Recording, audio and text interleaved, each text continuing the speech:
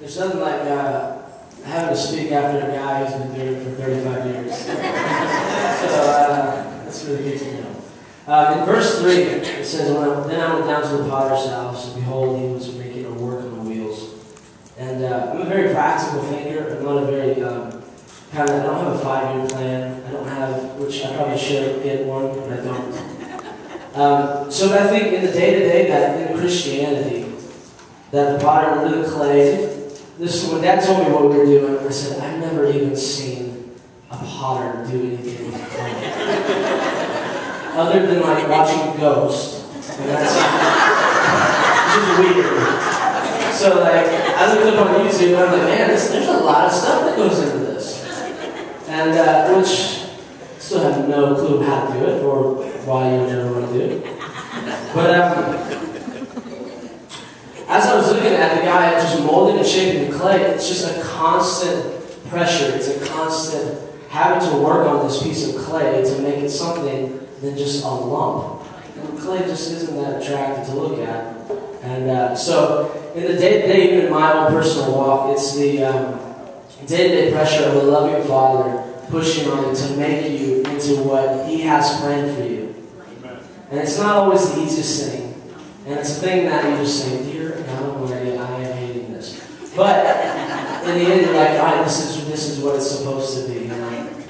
And at times, it's not what you think you're going to be. You know, as a kid, you have the dreams of growing up, and I think my dream growing up was to be an entire baseball team. Not really sure why. Not even a good baseball player, and I had a big ego. And so it may not be what you look like, because I'm not a baseball team in any means.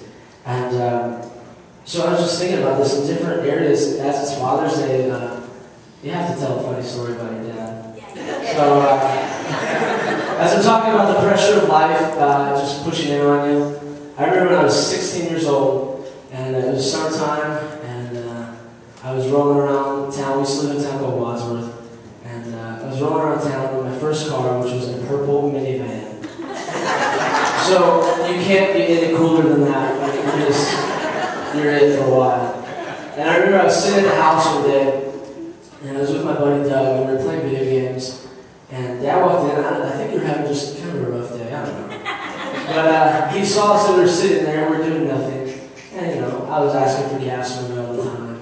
And I think he just hit his point where he said, listen, if you don't go out today and get a job this afternoon, find somewhere else to sleep. And as a 16-year-old, I said, oh man, like that's brutal. So I looked at my buddy Doug and I said, dude, get in the purple minivan, we'll find you a job. So I just had this mindset that you walked into a job and you said, hey, I need a job, let me like work here, you know? And they would let you start that day or something. I had no clue what reality was. So we went to every place and said, hey, fill out this application, we'll get back to you.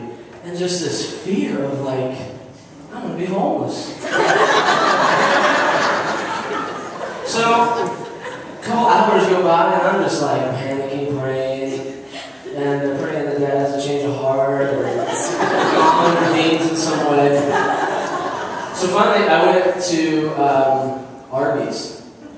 And I walk in, and I went to this nice little old manager and I said, listen, can I talk to you for a second? So she thought I was probably complaining about something. I said, listen, I need a job.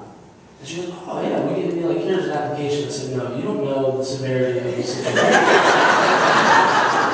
I said, if I don't get a job, I'm going to be sleeping like in the back by the dumpster. So either you hire me or you get a new dumpster friend.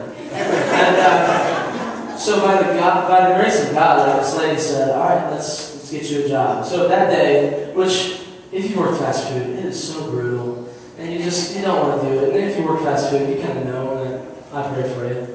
And but in that job that I had at Arby's, which thank God I didn't go homeless, there was that pressing that I felt, not only by Dad, but God, just saying, you know what, here's a time where you don't want to do things, but here's the reality, here's the responsibility. So in a practical way today, God is just saying, I think He's just saying to His church, like, The pushing is needed. The pushing is valid. As bad as it hurts and as uncomfortable it is, you're becoming something better in Him. It's a tag team to Adam.